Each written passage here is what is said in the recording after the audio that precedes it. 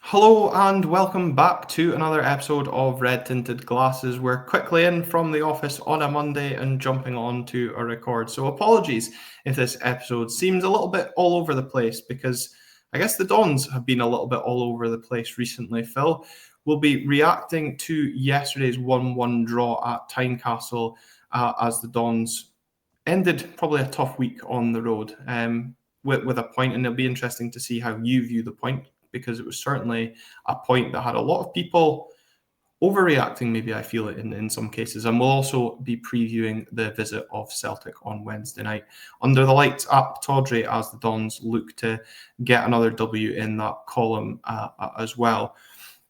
If you follow us on social media at RTG_podcast or Instagram at RTG.podcast, ably run by Phil now these days, you'll have seen on our Twitter page, we kind of asked people for questions, kind of to help us a little bit on the episode tonight, because me and Phil were so busy to try and do some decent preparation. But one thing that kind of was a common feedback, Phil, was around the starting lineup, and we always look at the starting lineup when we speak about games gone by. There was a lot of changes to the Aberdeen team. Angus MacDonald getting back into the starting lineup for me, being in the Angus MacDonald fan club was great to see. A little O for the Jack Milne fan club of yourself. And the rare James McGarry getting a start at left wing back with Jack McKenzie nowhere to be seen, and changes up to the front line as well. I think it was 5 or 6 in total. And Ryan from Leeds, a big fan of the show and a great guy as well, was asking, did we make too many changes? Did you feel that when you saw the team lineup? I don't think we made too many changes in the sense that they were unwarranted or weren't needed. I think from what I was hearing, Mackenzie was out with a slight issue with his hamstring, and that's why he didn't make the match day squad at all. So obviously Megary's a forced change there. Um, a lot of comment over Angus returning at centre half. Obviously, I know that we'd maybe commented a bit on Malloy and Ruby not showering themselves in glory between St Mirren and Hibs. So again, probably an expected change there. You could really not have benched Morris and Sockler after the game at Easter Road. Both of them sort of showing up there. So I don't think it was a case of we maybe made too many changes. I think it was potentially a case of there maybe changes that, obviously, in the case of Angus and McGarry, hadn't really had much minutes. So it's really difficult to throw players like that into the cauldron of Edinburgh. With our track record there, and obviously the pressure that the team was under. Yeah, I mean, this is maybe a little bit relevant now. Obviously, the game's done, and obviously hindsight's a wonderful thing. But there was somebody that had commented about the depth of our squad, and I think the question was, is it as good as we maybe believed it was? Again, obviously now, given the result from yesterday, do you think it is as good as we thought it was? Because listening to Jimmy Tellini was speaking about how we had to use the squad and how people have to be ready to take their chance. I don't think Angus MacDonald put a foot wrong personally yesterday. Jimmy McGarry proving once again injuries are plaguing him by going off. And then Dimitar Mitov also picking up an injury. I think he was trying to prevent a corner, if I remember rightly, running after that ball. But again, is the quality in Duhan there for us to be up there challenging? We'll come on to the goal a little bit, but is that squad depth in certain areas lacking in comparison to certainly the forward area? Yeah, I think definitely, like you said, I think in certain areas it's lacking. I think having Palaversa coming into the midfield, we've said it multiple times, that's not a bad thing to have. He's showing that he's a good quality player. Maybe not, again, a player that showered himself in glory on Saturday, but having players like Palaversa coming in, Angus MacDonald's really experienced, and from what we saw when he was a regular in the team, a very capable centre back to have. McGarry's a weird one for me. He's got the pedigree, came with a lot of praise from Australia. I don't know if it was a case of, like I say, a lack of confidence over the lack of minutes, but I just feel like he just never approached the game the way he should have. Tynecastle's a really wide pitch, and we saw when he did get forward, he was causing problems, getting himself into good good positions to, potentially get on the end of balls that make it to the back post or whatnot. But he just never really did that enough, I felt. And obviously, we've said it multiple times that the defensive side of his game is lacking. He does shine when he's going forward. So I don't think it's a case of, our squad depth's not what we thought it was. There's definitely areas we need to improve in January, but still the likes of Polvara to come back, Pape to come back. There are good quality players to come back. And even like the impact subs that's seen this season through the likes of Morris, Sockler, even Ambrose, there are players in there that do have moments of quality in them. But yeah, I think it was a little bit concerning that we did look a little bit tired despite bringing the changes. I think, though, just listening to you there speak about the players, that we've got the depth, again, just goes on to that midfield and forward area. We don't have that defensively and potentially in the goalkeeping area, with the greatest respect to Ross Doohan. But Doohan's not playing minutes competitively anywhere. McGarry, that was him in from the cold. McDonald in from the cold. We knew that if McGarry was to pick up an injury, much like Hearts when they lost Stephen Kingsley in the first half, they had no natural left back. We had no natural left back to cover that. I guess we spoke in, pre-season about defensive covers potentially being the issue. We were worried about right back with having McDonald, who's a left-sided defender, maybe more naturally Mackenzie and McGarry on the left, but the right we felt was weaker. But if McGarry's not going to be fit for Wednesday and neither is Mackenzie, now we're looking a bit light on that left-hand side as well. But I also agree a little bit with your point there on the kind of looking a little bit leggy at times, which is concerning, obviously, with the game coming up again on midweek, but also more concerning maybe with next season in mind a little bit as well, with that European aspirations and how that might affect the squad. But again, I think we also have to temper that with the fact that this is not the full squad that Jimmy will want to inherit. There's players will come and go between now and the end of the season as well. So as much as some players will look tired, and I think, certainly the likes of Angus MacDonald, who's not played a lot of minutes, Palaversa, who's being nursed as well, you can maybe afford that a little bit as well. Maybe some people not so cynical.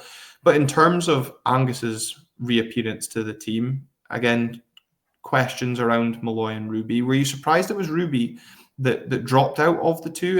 And we were asked about Angus's leadership and experience calming us down. That was from Ian. Did you feel that we were better with that calming influence? Because again, he's a player, as I said, I think on the last show with Callum, he's almost like a Maldini. The longer he plays, the better everyone seems to think he is. Yeah, it was a tough one because I know that we've sort of spoken about Malloy maybe being more prone to a mistake here and there. Rubizic himself came out at the start of the season and said if he makes mistakes, you've got to let him make them and just not get on his back. Young player in a new league and whatnot. And I think after the game at Easter Road, it was, in my opinion, Ruby was slightly more of the old school bomb scare that he was when we first saw him over from the Serbian league. So I wasn't really too surprised the fact he was dropped. Also the fact that Malloy is that left-footed centre half. But I do think that we definitely looked a lot less sort of chaotic and frantic. And I think people have said it before, no matter who McDonald plays next to, he's going to calm them down. We've got two centre halves in Rubizic and Malloy that are quite aggressive, like to go and try and win headers, win balls, win 50-50s. And I think having somebody like McDonald there who's very deliberate in when he steps up, when he doesn't, when he goes in for the challenges, really does sort of, I guess, help rein them in a little bit. Yeah, and I thought it was also interesting. I don't necessarily feel Devlin maybe had his best game at the weekend. I don't know if that has something not directly linked to Angus, but we speak about defenses and goalkeepers building up that understanding and communication, and obviously he's used to having Ruby there, so that could have affected him slightly.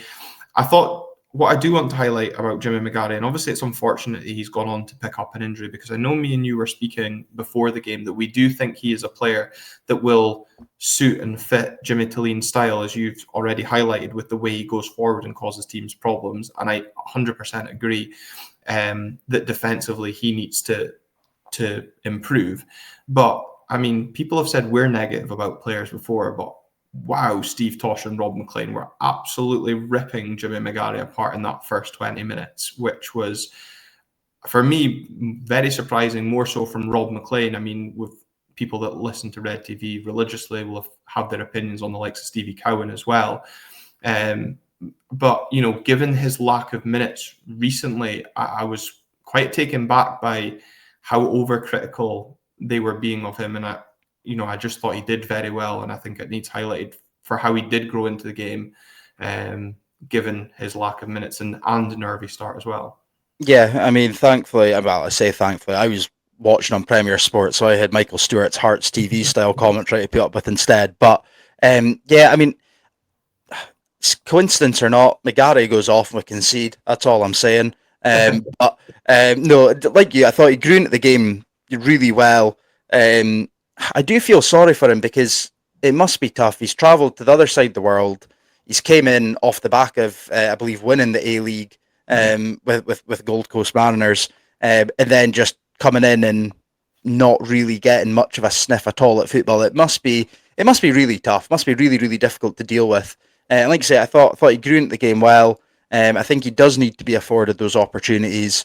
I think people do need to get behind him a little bit because, like we said, there's definitely something in there. Like I say, defensively is maybe not his strong suit. Having him going forward is potentially a lot better. Joe had mentioned as well that potentially giving him more minutes in on paper easier games before going to a city where we really struggle away from home, Edinburgh. Might have just given him that confidence boost, and it could have been a totally different player that we've seen for that first sort of 15, 20 minutes at Tynecastle. But yeah, no, and like I say, it's a bit of a worry now that we don't, appear to not have a natural left-sided fullback going into Wednesday night. So hopefully one of McGarry or McKenzie can gain fitness back before then. Yeah, I guess, we do have another left back in the squad. I know he's not played there for a while, but Graham Shinney, in his early days at Cali, could go there. And as you've already mentioned, that would allow Palaversa and Nielsen to line up in the midfield, or the returning Dante Polvara as well. We've kind of spoken a little bit about the tiredness and the depth. Those points were also picked up by Dave Murray and PJ Dons as well. A few folk have also mentioned the press, Willie Donaldson, SD Wilson, how it appeared to be lacking, and KR mentioning how high our number 10 was to the rest of the midfield, leaving a little bit of space behind. But we spoke after the, what would have been St Mirren game, about Leighton Clarkson and Jamie McGrath, and how I thought they maybe didn't suit playing alongside each other. I thought in the first half at the weekend, I thought, well, they're making us look really stupid once again, because I thought the two of them linked up very well. And Leighton Clarkson, yes, okay, and for the goal, it's excellent work from Shaden Morris. But when Craig Gordon denies Leighton as well, that would have been up there for goal of the season for me. That was such an impressive, slick move, equally matched by the save as well. But yeah, I think Leighton and Jamie maybe either heard what we had to say and wanted to prove us wrong, but I thought those two combined very well. Yeah, absolutely. I think Jamie caused a lot of problems. I thought just drifting in off the left looked really, really handy. But yeah, like you say, Clarkson finally showing that little bit of quality that we know he has again. I just thought it was really impressive.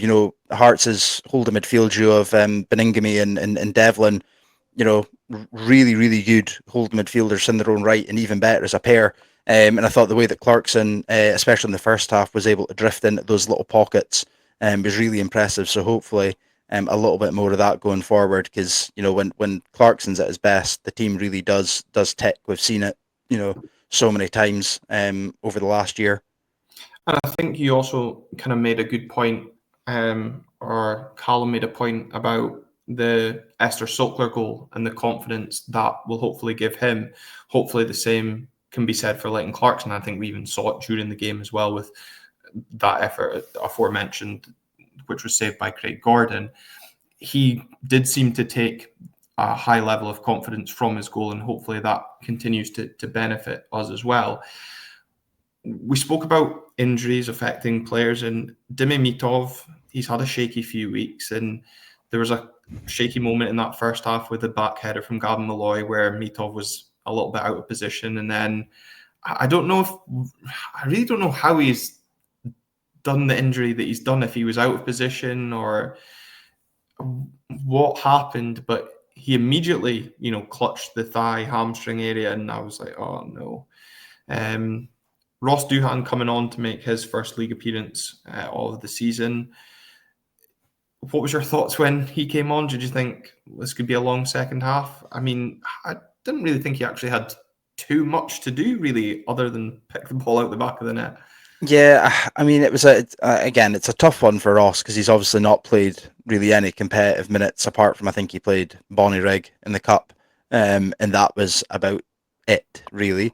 But yeah, I think even outside of the Mitov injury, I think the injuries in general in the game really didn't help. It really slowed things up, took away momentum, and it made it really difficult for everybody to get back up to speed. But yeah, coming off the bench, it's difficult to join a sort of high stakes game as is, let alone coming on as a keeper. I think before the picking the ball out the net for the goal, I think he did have a couple moments where he did sort of maybe come and punch away across, or claim something. And I thought, okay, just a little bit of that to calm the nerves. But maybe got a Thomas Cherney moment on the cards where he's gonna go and make himself a cult hero.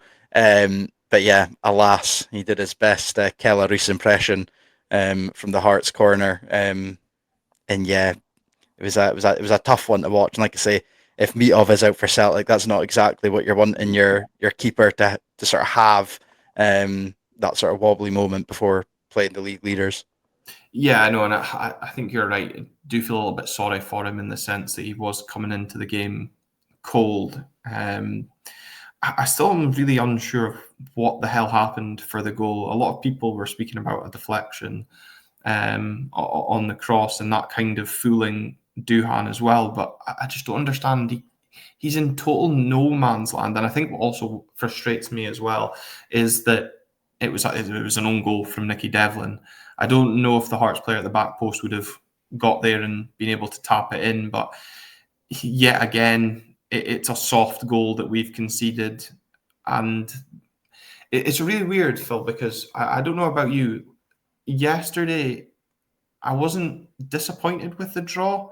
I was maybe a little bit pleased. We're going to come on to a point from Ronnie Allison about football jinxes and if we believe that they're real or not, or if it's maybe a little bit more psychological, I guess. But given our record at Tynecastle, maybe given the way we played a little bit in spells, is it a good point yesterday, or is it another case of the fact that we were in a winning position and we've not converted the 3 points? Is it a poor point? I'm really kind of tossing and turning on how I feel around it. Yeah, it's a tough one. I think this week in general has just been a very weird week. I think so much of it's been very much gut punch stuff between, late goals and soft goals, mistakes, injuries, whatever it might be. It's been a little bit of a real sort of sucker punch of a week for the Dons. Um, Much like yourself, I think just the record we've got at Tynecastle, I'm quite happy we've escaped there with a point. In my opinion, Hearts were the better team for the majority of the game. They were creating, chances. They were putting us under pressure. And I think to come away with a point on the back of that with the sort of changed squad we had was a good point. On the flip side, I think Clarkson should have probably closed the cross out quicker. Doohan should have commanded his box a little bit better. It's all what ifs, I suppose, but it's another goal where we kind of feel like we could probably do a little bit more to prevent it, and that's probably where a lot of the frustration comes from with people thinking that it was maybe 2 points dropped as opposed to a point gained. I think your other look at it is as well, we've played the bottom team in the league twice in 4 days and only claimed 2 points off of it. Yep. It is going to be another way to look at it. I think people will maybe disagree with you around if Hearts were the better team or not, which is obviously fair because everyone's entitled to their own opinion. What I would agree with was that the chances created. I think we were poor once again in the final third in some of our decision making. I think Toby Keskinen, again, when he came on, had an opportunity to play Shayden Morrison, took an extra touch and then ran into the defender, which was hugely frustrating because, again, if he just either looks up and plays the pass, Shayden's in. And again, I don't feel we worked Craig Gordon enough. Nielsen had his shot from distance, but for a keeper of Craig Gordon's quality, that was an easy save for him to make all day long. So I think probably maybe one of the first times that the subs didn't really have maybe the the full impact that we've seen either. But I don't know. I think, again, with where we are in the league, and it has been, as you say, a weird week. You could say that again in terms of the footballing results and how the games have panned out as well. I think, we've got to evaluate on a whole on how our season is. And I think how we now react when we finally get back to Pittodrie on Wednesday night will really tell us a lot about this squad and kind of where we are. And if we could, get a result of any sort on Wednesday, I think would it almost kind of erase some of that bad feeling, but weird feeling, I think we're going to call it, from the week that's been. Yeah, like I say, I don't think it's any sort of bad feeling. I think it is more just, or even any sort of concern. I think, like I say, it's just that sort of gut punch nature of how it's gone about. It does feel a little bit deflating, Hibs in particular. You go from such an elated high to such a low within the space of 90 seconds. It is really tough, a tough one to take. But like you say, we're still second in the league. We've still got a good gap, even back towards fourth. Jimmy himself said that it's just the rhythm and the timing that's a little bit off, and they're easy things to fix. So, if we can come out, get a win against Celtic at Pittodrie, not only will it, sort of maybe put this week on the back burner, it'll maybe, right a lot of the wrong feelings that people felt on the back of the Hampden game in the 6-0. And again, it would maybe sort of stamp that, not that bit of authority, but, stamp that little bit of confidence back. And just remind people that we haven't actually gone anywhere. Bad runs occasionally occur, and it's how you weather them and come back from that.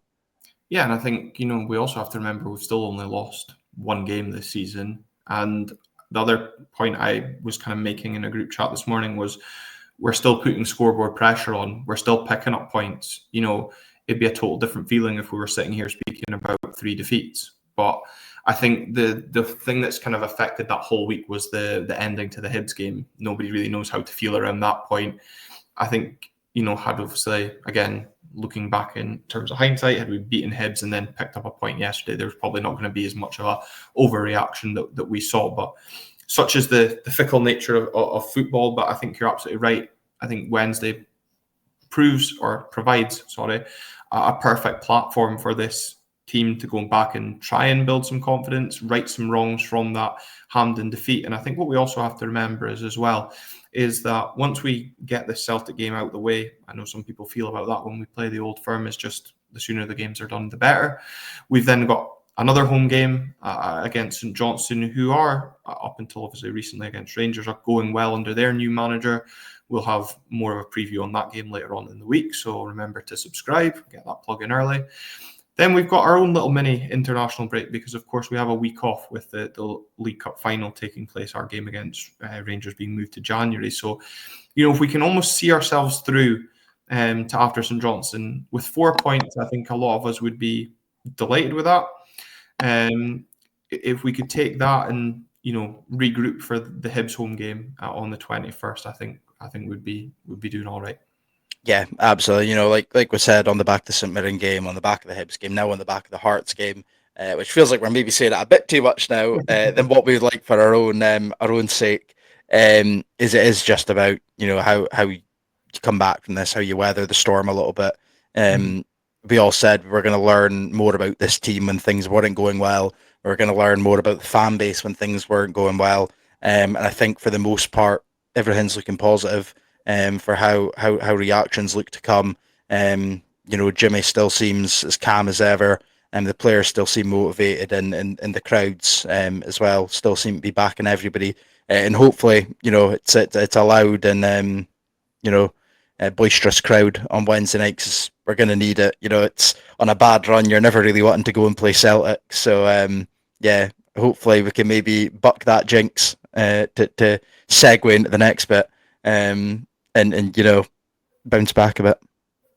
Yeah, and I think that's a kind of perfect way to segue into it, because of course we've got a full stadium tifo planned for the game on Wednesday, so hopefully we do manage to sell the game out, and I think we're quite close to doing that as well.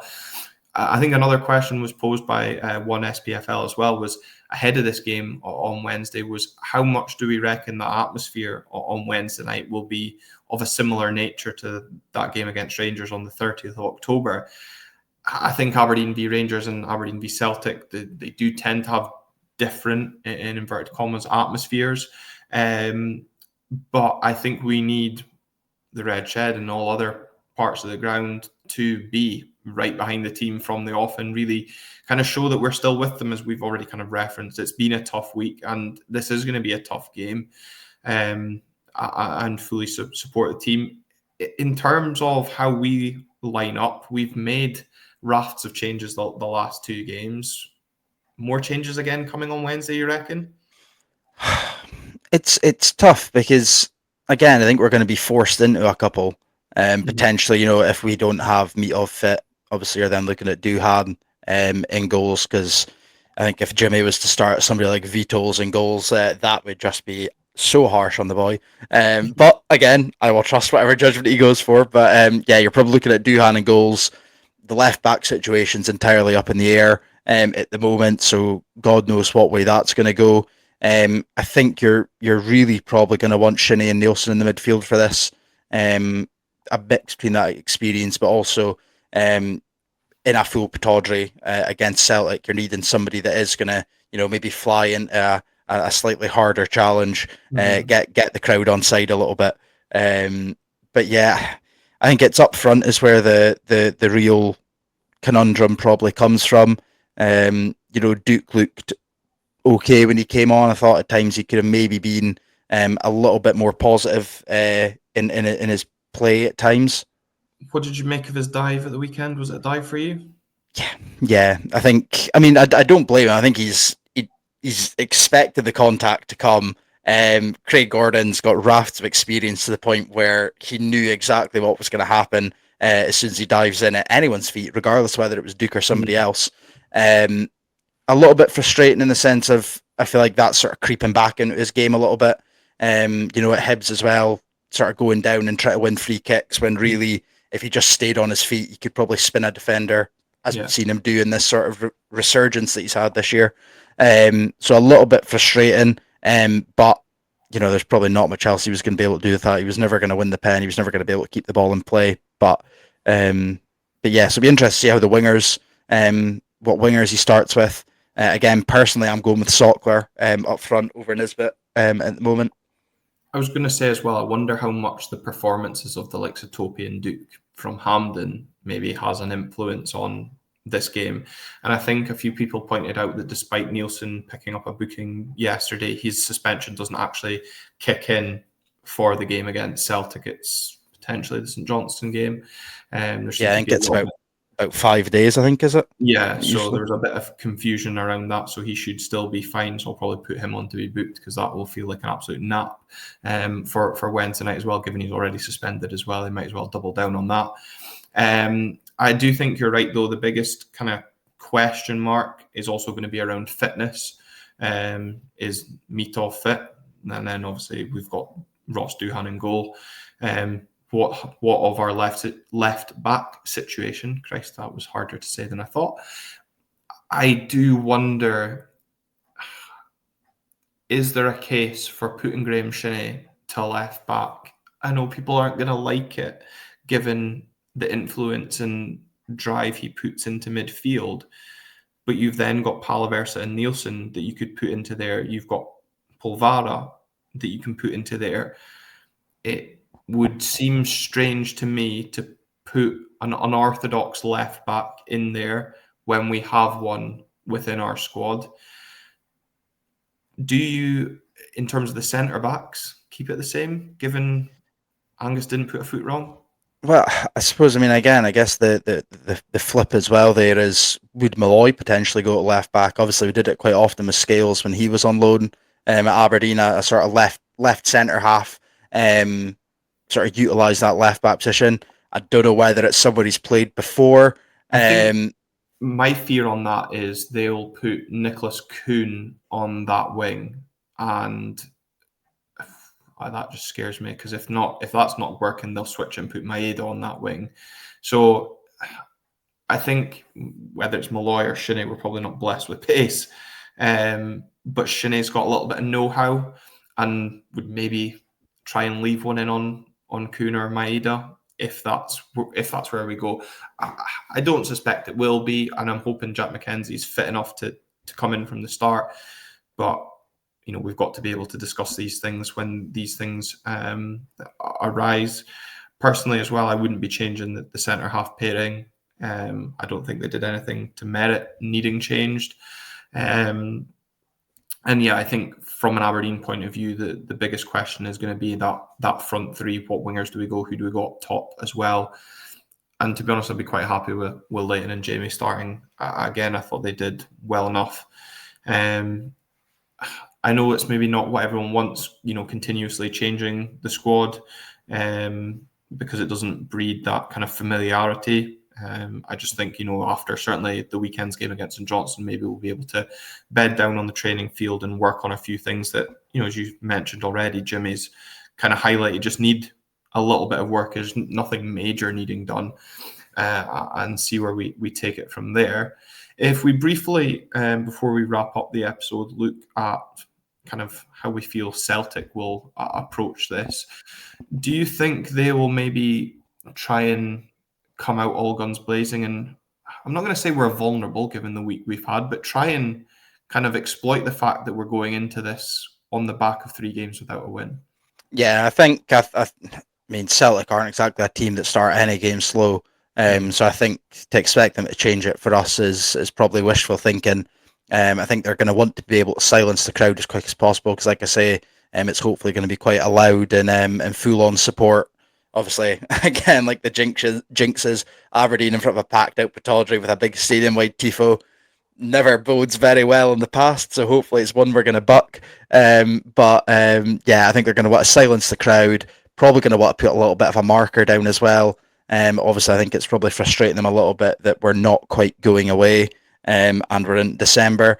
So yeah, I think Celtic will try and come out as quick as they possibly can. They've got the assets to be able to do it, like you've said already. Kuhn and Maeda have just been electric this season. So I think they're going to try and get the ball into them as quick as possible. And again, if we are looking at a changed defence, potentially at left back, I think they're going to try and target that and exploit that as early as they can. And I think they'll also try and exploit the goalkeeper by, shooting from distance if need be. I think it should really be like a common occurrence in any team that changes their keeper is try and test that out early. I think it's, kind of interesting to kind of what you say about, we're not going away. And I think, what we have to remember is, yes, going into this game, Celtic are 4 points clear with a game in hand. But this is an opportunity to really emphasise the point that we're not going away and we're going to be there being the only team in the league to give them a challenge this season and hang on to their coattails for as long as we can. And if we can pick up the 3 points especially, then we do go back and put the cat amongst the pigeons and say, look, yeah, we've had a terrible week, but we're only a point behind you. And, anything can happen when they have to play Rangers at the start of the year. So, yes, they'll have games in hand coming up in the turn at the turn of the year, but they'll also still have a European schedule. You look back at the result they picked up at a point against Bruges. They've then got another big game coming up. I think it's a week on Tuesday or Wednesday as well that will almost decide whether they progress or not. So they've still got a lot of fixtures to deal with. And we've seen before with Celtic that when the fixtures do start to pile up, the pressure is on them. So I think, as much as there maybe is a bit of doom and gloom around the Aberdeen results of late, a win on Wednesday is absolutely huge, and as I do feel would right a lot of wrongs from not only Hampden, as you've mentioned, but the week that's been in. I'm never confident for games against Celtic, going back to that football jinxes. You just look at our recent record against Celtic, so probably are real to an extent as well. But what perfect time to end the jinx and get that long-awaited win over Celtic. Hey, yeah, like you say, if we can pick up the 3 points, go a point behind them, okay, yes, games in hand. But like you say, Celtic pick up injuries, their squad has to change. January coming up as well. I think if this week's shown us anything, it is that there's definitely players that need to come in to this team in terms of giving us that sort of depth when needed, not only for this season but the potential of Europe next year, and having that ability to rotate the squad. So.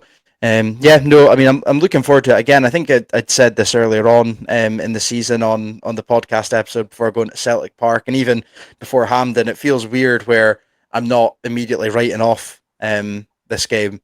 It's a strange old feeling, and especially on the back of like I say, how much of a gut punch this week has felt at times. I'm Still got that quiet little bit of I'm not absolutely depressed yet. I'm not writing it off, but I reserve the right to change my mind when I see the team news an hour Exactly. 15 before kickoff. Exactly. But that's, I think, about as positive a spin as we can put on the game on Wednesday. Obviously, on the back, as we've already touched on the week that's been. Let's just hope that we do have something a little bit more uplifting to speak about. We've tried our best not to be too dour and too negative. Looking back at the weekend, and again, it's another quick week with 2 podcasts coming out. So if you have enjoyed the episode, remember to like the video if you're watching on YouTube. Leave us a review on audio and make sure to subscribe wherever you listen or watch to Red Tinted Glasses. And thank you again for the continued support. We'll see you on the next episode.